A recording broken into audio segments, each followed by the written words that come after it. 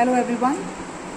Here is a demonstration of experiment number 5 for electricity, magnetism and optics course lab, and in this experiment we are going to measure E by M ratio using a fine beam tube. That E by M ratio is basically for electrons, and we are going to measure it by using a fine beam tube. So for this particular experiment, the apparatus we need is a fine beam tube, apparatus, voltmeter, ammeter and power supplies. However, in this apparatus all these instruments are already connected inside the apparatus. So let us first discuss the theory behind it.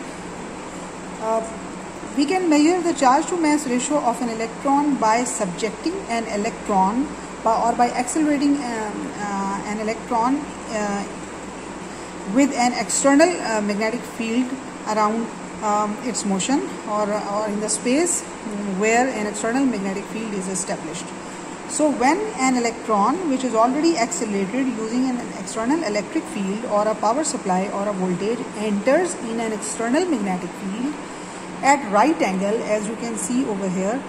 So suppose that our magnetic field lines are established in positive x direction, and the velocity v or the electron is moving, you can say it is moving in positive y direction, so they are mutually perpendicular to each other. So in this case an magnetic field will apply a force on the electron, that will be our QVB sin theta force, QVB sin theta force, and since theta is 90, so the maximum magnetic force would be QVB itself, or you can say EVB, because Q is equal to E.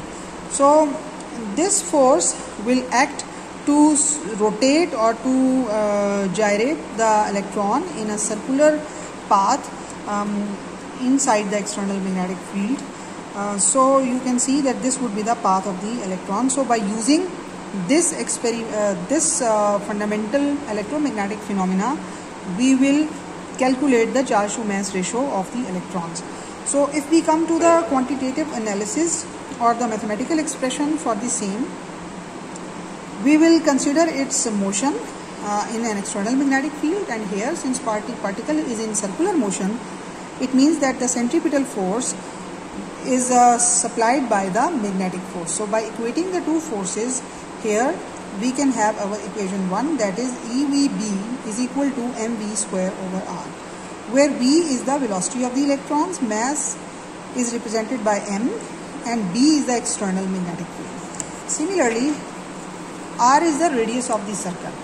Now using equation 1, again we can rearrange the parameters, and we come to equation 2, where we have charge to mass ratio on the left hand side, and right hand side becomes v over br. Now this v is the speed of the electron, which is not easy to measure in an undergrad laboratory. So in order to measure the speed, we will have another analogy, and that is, since this electron is accelerated by applying an external battery, that is an external electrostatic potential energy is supplied to accelerate the electrons, so their kinetic energy will be equal to the electrostatic potential energy. So in this case, the maximum kinetic energy, half mv square, would be equal to V naught E. So V naught is our applied voltage, in other words. So and this V represents the speed of the electron. So here, by rearranging this equation, we can calculate the speed of the electron in terms of the applied voltage, and rest of the parameters are constants. For example, charge E and mass m. So here, since this is the alternative equation for the speed of electrons, which can be easily measured in an undergrad laboratory, so we will eliminate V by putting its value in our equation 2, and we certainly we are denoting it with V naught rather. So it is charge to mass ratio, that would be equal to 2V naught by putting this value. Suppose this is equation number 3. So by putting equation number 3 in equation number 2, we will have our E by M ratio equal to 2V naught B square over R square. So you can see that just by establishing an external magnetic field and making an electron to circulate with a circle of radius r inside that external magnetic field, and by knowing the applied battery we can calculate the charge to mass ratio in this experiment. So fine beam is an apparatus. Fine beam tube is kind of a discharge tube which gives us an opportunity to generate an electron beam which comes out of the cathode and moves towards the anode under the action of an applied voltage, and that tube is basically placed in an external magnetic field, externally generated magnetic field at right angle, such that the electron starts circulating in it. And in the tube there is a gas filled, and when the electrons they pass through that gas, they excite the atoms of the gas, and the gas atoms emit a particular color which will be a green color in our experiment. And by observing that color we can see the circular trajectory of the electrons, and we can measure the not only we can evaluate that an electron, or validate that an electron is moving in a circular path under an action of an external magnetic field, but also we will be able to measure this radius just by physically observing that circle. Now we come to the experimental arrangement. Here is our fine beam tube which has been capsulated in a wooden box, as you can see, and all the batteries. This is the panel, this is the base where all the batteries and voltmeter and ammeter are adjusted. So here you can see we need two batteries.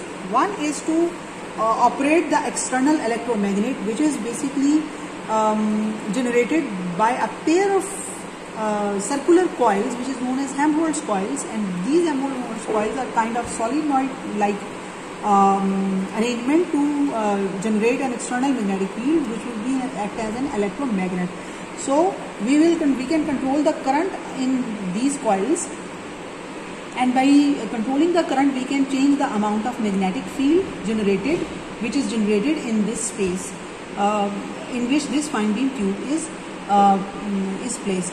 So one battery will be used to run these coils, and the other battery will be used to accelerate the charge beam, the electron beam inside the discharge tube. So you can see here that we have two voltages. So this is known as, this panel is the panel which is controlling the magnetic field, which is controlling the magnetic field, you can see, and this is